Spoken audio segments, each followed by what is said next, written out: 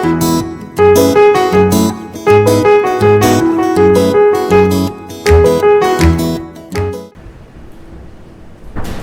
Students, आज आपल्याला विराम चिन्हांचा अभ्यास करायचा आहे. विराम चिन्ह तर विराम म्हणजेच काय तर आराम. आपण कुठल्याही प्रवासाला जेव्हा निघतो तेव्हा आपल्याला कुठेतरी आरामाची विश्रांतीची गरज असते. त्याचप्रमाणे जेव्हा आपण एखादी वाक्य किंवा एखादा उतारा वाचत असतो तर वाचन करत असताना त्या वाचनामध्ये आपल्याला आरामाची म्हणजेच काय कुठेतरी थांबण्याची गरज असते. मग ते आपण का थांबतो तर त्यातली काही कारणे आहेत. पहिली गोष्ट म्हणजे एखादं वाक्य पूर्ण झालं आहे ते कळण्यासाठी, वाक्यामध्ये प्रश्न कुठे विचारला आहे ते कळण्यासाठी, वाक्यामध्ये काही काही ठिकाणी आपल्याला उद्गार चिन्ह वापरावं लागतं. उद्गार म्हणजेच काय मनातील भावना व्यक्त करण्यासाठी वापरलेलं चिन्ह. मग मनातल्या भावना व्यक्त करण्यासाठी जे काही वापरलेल्या चिन्हांचा वापर आहे त्यालाच म्हटलेलं आहे विराम चिन्ह. मग अशा या विराम चिन्हांचा वापर कुठे कधी कसा करायचा याचा आपण खोलवर अभ्यास करूया. पहिला प्रकार आहे तो म्हणजे पूर्णविराम. पूर्णविराम पूर्ण म्हणजेच काय जिकडे एखादं वाक्य पूर्ण झालेलं असतं हे ज्या चिन्हामुळे आपल्याला कळतं त्याला म्हटलं आहे पूर्णविराम. आता इकडे पूर्णविरामाचे एकूण दोन उपयोग आहेत. पहिला उपयोग आहे वाक्य पूर्ण झालं आहे हे दाखवण्यासाठी आणि दुसरं आहे काही शब्द आपण संक्षिप्त रूपात लिहित असतो. संक्षिप्त म्हणजे त्याला इंग्लिश मध्ये म्हटलं जातं शॉर्ट फॉर्म. काही काही नावं अशी आहेत जी आपण पूर्ण लिहत नाही. मी इकडे उदाहरण दिले. पहिलं उदाहरण आहे मुले परत निघाली. आता हे जे वाक्य आहे ते पूर्ण झालेलं आहे आणि पूर्ण झाल्यामुळे आपल्याला शेवटी इकडे या पूर्ण विरामाचा वापर करावा लागला. दुसरा उपयोग मी सांगितल्याप्रमाणे एखादं नाव असतं जे आपण पूर्ण लिहत नाही ते आपण संक्षिप्त स्वरूपात लिहित असतो, शॉर्ट फॉर्म मध्ये लिहित असतो. मग तो शॉर्ट फॉर्म आपल्याला कळण्यासाठी, संक्षिप्त स्वरूप आपल्याला कळण्यासाठी आपल्याला या पूर्णविरामाचा वापर करावा लागतो. आता इकडे मी लिहिलेलं आहे पु ल देशपांडे. आता इकडे पूर्ण नाव काय आहे पुरुषोत्तम लक्ष्मण देशपांडे. पण कधी कधी आपल्याला वाक्य पूर्ण करण्यासाठी किंवा वाक्यामध्ये असलेल्या अडचणांमुळे आपल्याला ही पूर्ण नावं लिहायची गरज लागत नाही. म्हणून आपण हे शॉर्ट फॉर्म म्हणजे याला संक्षिप्त रूप असं म्हटलं जातं. प्रकार दुसरा विराम चिन्हांचा आहे अर्ध विराम. आता अर्ध आणि विराम ह्याच्यामधूनच कळतंय की कुठलं तरी वाक्य कुठेतरी अर्धवट राहतंय आणि म्हणून ते अर्धवट राहिलंय हे दर्शवण्यासाठी जे चिन्ह वापरलंय त्याला काय म्हटलंय अर्ध विराम. मग ते का आणि कसं तर बघा मी इकडे वाक्य लिहिलेली आहेत. हे काम अवघड होते पण मी पूर्ण केले. आपण मागच्या लेक्चरमध्ये अव्ययांचा अभ्यास केला होता. त्याच्यामधला अव्ययामधला तिसरा प्रकार आपण बघितला होता तो होता उभयान्वयी अव्यय. उभयान्वयी अव्यय का वापरतात तर जर दोन वाक्य आपल्याला जोडायची असतील तर त्या जोडणाऱ्या वाक्यांना एक शब्द वापरला जातो, एक अव्यय वापरलं जातं. त्या अव्ययाला म्हणतात उभयान्वयी अव्यय. मग ज्या वेळेस वाक्यात उभयान्वयी अव्यय येतात त्यावेळेस त्या उभयान्वयी अव्ययाच्या आधी जे चिन्ह वापरलं जातं त्याला म्हणतात अर्धविराम. मग ते अर्धविराम का तर बघा हे काम अवघड होते हे एक वाक्य झालं पण ते वाक्य तिकडे संपलेलं नाहीये. त्याला आपण दुसरं वाक्य पुढे जोडलंय, कनेक्टिव्हली आपण दुसरं वाक्य घेतलंय आणि ते जोडलंय कोणी पण या उभयान्वयी अव्ययाने. मग एक गोष्ट अगदी ध्यानात ठेवायची काळजीपूर्वक ती अशी की जिकडेही उभयान्वयी अव्यय येतात त्याच्या नेहमी आधीच या अर्धविरामाचा वापर करायचा आहे. बरीच मुलं चुकतात कुठे या पॉइंटच्या नंतर या चिन्हाचा वापर करतात आणि मार्क जातात. तर या गोष्टीची काळजी घ्यायची आहे. नेहमी पहिलं वाक्य जिकडे संपतं त्याच्यानंतर लगेच या अर्धविरामाचा वापर करायचा आहे. दुसरं वाक्य बघूया बस चुकली. ही एक पहिली घटना, पहिलं वाक्य, लगेच आपण या चिन्हाचा वापर केलाय. नंतर कोण आलाय म्हणून हे उभयान्वयी अव्यय, त्याला उशीर झाला. कळालाय? म्हणजेच आपण दोन प्रकार आता बघितले, एक पूर्णविराम अर्धविराम. आता पुढे वळायचंय तिसऱ्या प्रकाराकडे स्वल्पविराम. अत्यंत सोपा आपल्याला वाटणारा प्रकार तो म्हणजे स्वल्पविराम. परंतु बाळांनो ह्याच्यामध्ये एकूण 3 प्रकार येतात. प्रकार म्हणजे 3 प्रकारे त्याचा वापर केला जातो. मग तो कसा? पहिला वापर तो अतिशय सोपा आहे, जो आपण नेहमी करत आलेलो आहोत. एकाच जातीची नावं जर अनेक प्रकारे एका पाठोपाठ येत असतील तर त्याला आपण स्वल्पविरामाचा वापर करत असतो. उदाहरण, तांदूळ, गहू, बाजरी ही धान्ये आहेत. आता ही जी 3 नावं मी लिहिली ती कुठल्या जातीची आहेत? धान्य या जातीची आहेत आणि ती आपण एका पाठोपाठ एक वापरली आहे, बरोबर आहे. आणि त्याच्यासाठी आपण इकडे स्वल्पविरामाचा वापर केला. दुसरा वापर काय आहे तर बघा, इकडे मी एक मोठं वाक्य लिहिलंय, परंतु या मोठ्या वाक्यांमध्ये किती वाक्य आली आहेत? छोटी छोटी 4 आली आहेत, बरोबर आहे. ही 4 विविध प्रकारची वाक्य आहेत आणि 4ही वाक्यांचा एकमेकांशी संबंध आहे, परंतु त्या वाक्यांच्या घटना, कृती या वेगवेगळ्या आहेत आणि म्हणून आपल्याला तिकडे या स्वल्पविरामाचा वापर करावा लागलाय. बघूया वाक्याकडे आपण. शिकारी आला ही पहिली कृती झाली, जाळे पसरवले दुसरी कृती झाली, दाणे टाकले तिसरी आणि सगळ्यात शेवटी पक्ष्यांना पकडले. या 4ही वाक्यांचा एकमेकांशी सहसंबंध आहे, परंतु त्या कृती वेगवेगळ्या आहेत. ते दर्शवण्यासाठी आपल्याला या स्वल्पविरामाचा वापर करावा लागला. तिसरा वापर अतिशय महत्वाचा. इकडे आपली मुलं नेहमी गोंधळ करतात, तो गोंधळ आपल्याला करायचा नाहीये. तर बघा, इकडे मी एक शब्द आधी वापरलाय, महाराज मला क्षमा करा. आपण ज्या वेळेस एखाद्या व्यक्तीशी बोलत असतो त्याला आपण पहिले हाक मारतो. घरामध्ये आई असते, वडील असतात, आपण डायरेक्ट बोलायला सुरुवात करतो का? नाही. आपण त्यांना पहिले हाक मारतो. आई मला जेवण वाढ, बाबा येताना मला खाऊ घेऊन या. म्हणजे आपण कुठल्याही वाक्याची सुरुवात करताना ज्या व्यक्तीशी बोलायचं आहे त्याला पहिले आपण हाक मारतो आणि काही अंशी वेळासाठी आपण थांबतो. जे काय थांबणं आहे ते थांबणं दर्शवण्यासाठी आपण कुठला चिन्ह वापरतो? स्वल्पविराम. आता इकडे महाराज आहेत, या महाराजांना पहिले काय केली आहे? हाक मारली. महाराज आदरयुक्त हाक आहे ती, आणि ती हाक मारल्यानंतर आपण एक क्षणासाठी थांबतो आणि पुढचं वाक्य कंटिन्यू करतो. मग हे थांबणं दर्शवण्यासाठी आपण कुठलं चिन्ह वापरलंय? स्वल्पविराम. ओके. प्रकार चौथा, अपूर्ण विराम. आता इकडे अपूर्ण आलेला आहे. अपूर्ण म्हणजेच काय? इनकम्प्लीट. काहीतरी अपूर्ण राहतंय, काहीतरी आपलं राहून जातंय, हे दाखवण्यासाठी या अपूर्ण विरामाचा वापर होतो. कसा वापर, कुठे वापर होतो तर बघा, मी एक उदाहरण लिहिलेलं आहे. सहलीला लागणारे साहित्य. सहल म्हणजेच काय? पिकनिक. अतिशय आवडती आणि त्याला जाण्यासाठी आपल्याला नेहमी लहानपणी आपल्याला लिहून दिलं जायचं शाळेमध्ये की या वस्तू येताना आणाव्यात, अजूनही लिहून दिलं जातं. मग ते जेव्हा लिहून दिलं जातं तेव्हा ह्या वाक्याच्या पुढे ज्या गोष्टी लागणार आहेत ते दर्शवण्यासाठी या चिन्हाचा वापर केला जातो.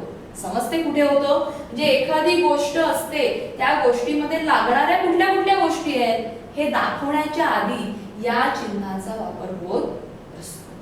प्रकार पाचवा अतिशय सोपा, तो म्हणजे प्रश्नचिन्ह. जेव्हा एखादं प्रश्नार्थी वाक्य आपल्या पुढे ठेवलं जातं, वाक्यामध्ये प्रश्न विचारलाय, कोण, काय, कुठे, कशाला, असे जेव्हा प्रश्न येतात वाक्याच्या सुरुवातीला तेव्हा समजून जातं आपल्याला की हा प्रश्न विचारलाय. आणि तो प्रश्न विचारला हे आपल्याला कसं कळणार? तर त्याच्या शेवटी आपल्याला काय वापरायचं असतं? या प्रश्नचिन्हाचा वापर करायचा असतो. ओके. पुढचा प्रकार आहे उद्गार चिन्ह. उद्गार म्हणजेच काय? आपल्या तोंडून निघालेले शब्द, त्याला काय म्हणतात? उद्गार चिन्ह. मग आपल्या तोंडून एखादा शब्द निघतो, अचानक निघतो, कारण त्याच्यातून आपल्याला मनातली भावना प्रकट करायची असते घडलेल्या कृतीबद्दल. उदाहरण बघूया. शाबास, छान गुण मिळवले. आता इकडे चांगले गुण मिळाले आहेत आणि म्हणून त्याच्याबद्दल आपल्या मनातले जे काही उद्गार आहेत, आपल्या भावना आहेत, त्या आपण कुठल्या शब्दातून व्यक्त केल्या? शाबास. मग ज्या ठिकाणी केवल प्रयोगी अव्यय, आपण अव्ययाचा चौथा प्रकार अभ्यासलेला आहे, तो म्हणजे केवल प्रयोगी अव्यय. मग जिकडे ह्या कवेलप्रयोगी अवयवाचा वापर होतो त्याच्यानंतर कुठलं चिन्ह वापरायचं असतं? उद्गार चिन्ह. बघा ह्याच्यातून आपल्याला काय कळतं? मनातील भावना कळतात. आता याचा दुसराही एक वापर आहे. तो वापर म्हणजेच काय? तर बघा इकडे कुठल्याही प्रकारचं उद्गारवाचक शब्द म्हणजेच केवल प्रयोगी अवयवाचा वापर झालेला नाहीये, तरी पण आपण वाक्याच्या अखेरीस शेवटी उद्गार चिन्ह वापरले. ते का? तर वाक्य बघूया आपण. किती मोठा हा दगड. आता ह्या दगडाविषयी एक भावना व्यक्त केली आहे, पण ती भावना व्यक्त करताना केवल प्रयोगी अवयवाचा वापर झाला नाहीये, तरी पण त्या दगडाविषयीची आपल्या मनात असलेली एक अकल्पिकता किंवा एक वेगळंपणा आपल्याला दिसतोय आणि म्हणूनच आपल्याला वाक्याच्या अखेरीस काय वापर केलाय? उद्गार चिन्ह. एक तुम्हाला ट्रिक सांगून ठेवते, बरेच वेळा अशा या चिन्हांचा वापर करताना आपल्याला हे शब्द वापरण्यात येत नाहीत. मग त्यावेळेस एक समजून घ्यायचंय, किती, केवढा असे जर शब्द सुरुवातीला आले आणि जर तिकडे प्रश्नार्थक वाक्य नसेल तर समजून जायचं आपल्याला कुठलं चिन्ह वापरायचं आहे? उद्गार चिन्ह वापरायचं आहे. कारण किती, केवढा या शब्दातून मनातल्या भावना प्रकट होत असतात. तिसरं उदाहरण बघूया, सेम त्याप्रमाणेच आहे. आता काय बोलणार मी.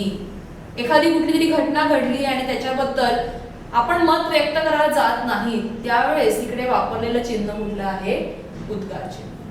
पुढे तिसरं एक वापर आहे, तो म्हणजे मनातील एक अतिशय तीव्र भावना व्यक्त केली जाते. कुठलीही चिडलेलं असताना किंवा आनंदित असताना किंवा धक्का वाटल्यावरती, मग जेव्हा त्या भावना व्यक्त केल्या जातात त्याच्यानंतरही उद्गार चिन्हाचा वापर होत असतो. तर बघूया काय वाक्य आहे. कार्टे.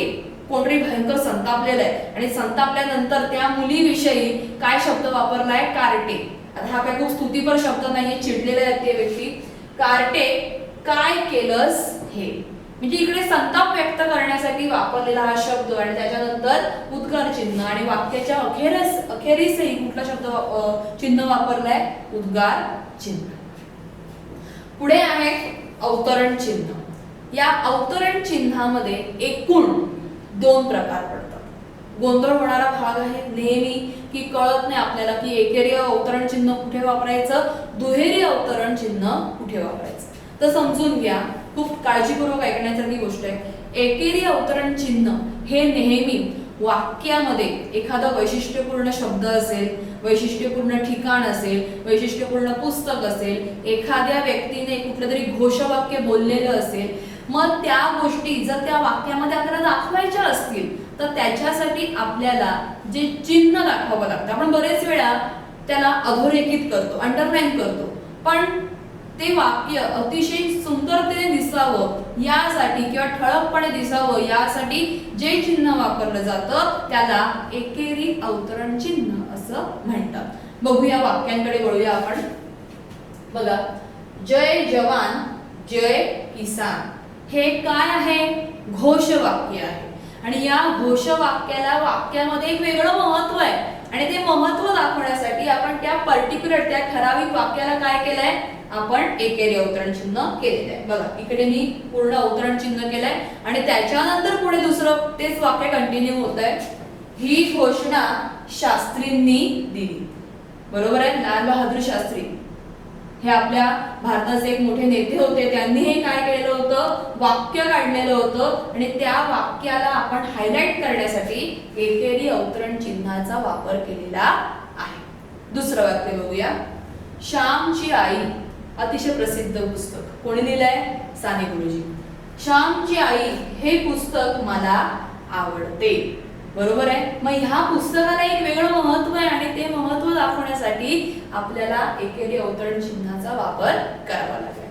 आता आपण बोलूया दुहेरी अवतरण चिन्हाकडे. साधू म्हणाले, असा निराश होऊ नको. आता उदाहरण वाचल्यानंतर तुम्हाला कळालं असेल की दुहेरी अवतरण चिन्ह कुठे वापरायचं. तर बघा, एखादी व्यक्ती काहीतरी वाक्य आपल्यापुढे बोलत असते, मग तिच्या मुखातून तिच्या तोंडून जे काही वाक्य निघालेलं आहे त्या निघालेल्या वाक्याला दर्शवण्यासाठी आपण कुठलं चिन्ह वापरतो?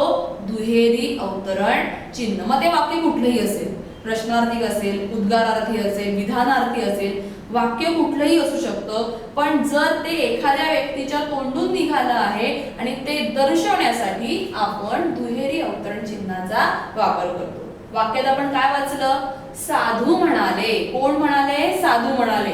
आता ज्या वेळेस दुहेरी अवतरण चिन्हाचा वापर करायचा असतो तिकडे अतिशय महत्त्वाची गोष्ट जी आपण विसरून जातो ती विसरायची नाहीये की कुठलीही व्यक्ती म्हणते त्याच्यानंतर इकडे आपल्याला काय करायचंय? स्वल्पविराम करायचं. या स्वल्पविरामानंतरच मुखातून निघालेलं वाक्य आपल्याला दुहेरी अवतरण चिन्हामध्ये ठेवायचं असतं. जर ह्याचा वापर तुम्ही केला नाही तर विराम चिन्हातला तुमचा मार्ग जाऊ शकतो. पुढे प्रत्येक वेळी असं गरजेचं नाहीये की कोण व्यक्ती म्हणाली त्याचं पहिले नाव आणि नंतर म्हटलेलं वाक्य. कधी कधी मुखातून निघालेलं वाक्य आधी येतं आणि नंतर कोण म्हटलंय ते नंतर सांगितलं जातं. तर उदाहरण इकडे दुसरं दिलंय मी यशस्वी होणार. हे एका व्यक्तीच्या मुखातून निघालेलं वाक्य आहे आणि असं कोण म्हणतंय? स्वल्पविराम केला मी, असे रमेश म्हणाला. म्हणजे प्रत्येक वेळी बोलणाऱ्या व्यक्तीचं नाव आधीच आलं पाहिजे का? असं काही नाहीये. वाक्याच्या रचनेनुसार ह्याच्यामध्ये काय होत असतो? बदल होत असतो. लक्षात काय ठेवायचं आहे? दोन गोष्टी परत रिवाइज करते.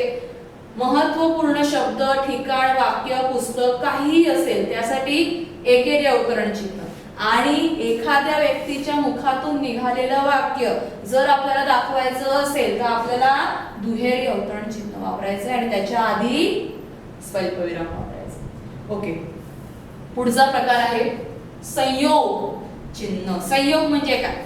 संयोगचा अर्थ आहे जोडणे. ज्या दोन गोष्टींमधला आपल्याला सहसंबंध दाखवायचा असतो त्याच्यासाठी आपल्याला या संयोग चिन्हाचा वापर करायचा आहे. मग काय कुठे होत असतो तो उदाहरण बघूया आपण. 2, 3 कृती, कार्यक्रम. आता ह्या दोन गोष्टींमध्ये काय आहे? सहसंबंध आहे. इंग्लिश मध्ये त्याला को रिलेशन म्हटलं जातं.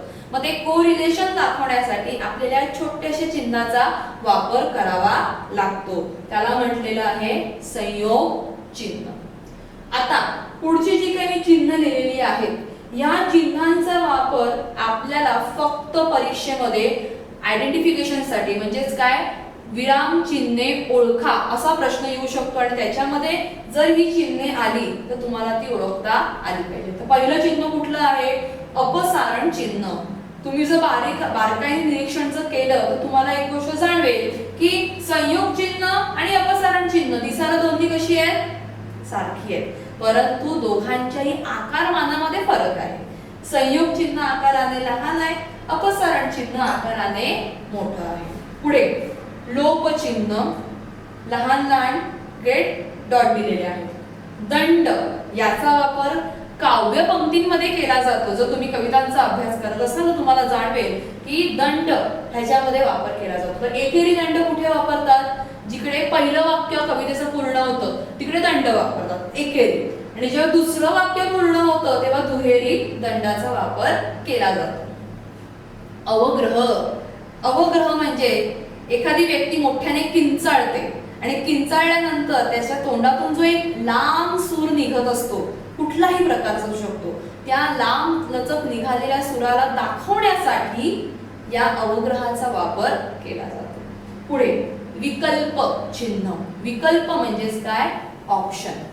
आपल्याला एक बरेच वेळा ऑप्शन दिले जातात. चहा, पाणी किंवा चहा, कॉफी अशा प्रकारे या विकल्प दिले जातात किंवा मुलगा, मुलगी. मग हे जे काही विकल्प आहेत त्या दोघांमधला विकल्प दाखवण्यासाठी, ऑप्शन दाखवण्यासाठी या तिरक्या रेषेचा वापर होत असतो. तर या चिन्हांचा 9 पासून ते 13 पर्यंत या चिन्हांचा वापर तुम्हाला 10वीच्या अभ्यासक्रमामध्ये नाहीये, फक्त तुम्हाला ती ओळखण्यासाठी येऊ शकतात, म्हणून मी यांची अशी नावं दिलेली आहेत. थँक्यू.